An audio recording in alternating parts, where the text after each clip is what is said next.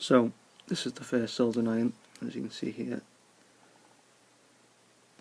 This is the heating element cover that easily screws off.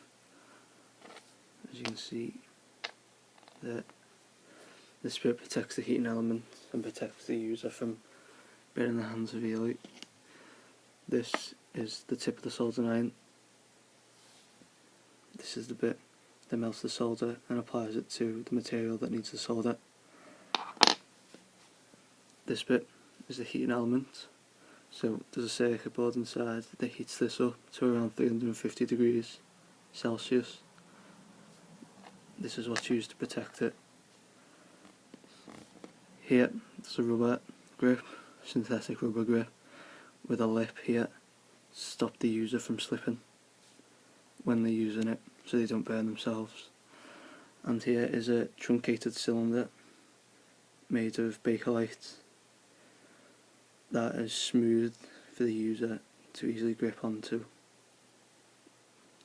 when they're holding this bit. And here, this is to protect the wire from snapping or breaking. As you can see here, I only let it bend a little bit. So, if you put this back together, put this bit on first, then this bit screws on like that. So the user holds it here like this, applies the solder here, heats up the material. So that's my first soldering iron that I've chosen. This is the one I'm doing the most about. This is the first one I've chosen. So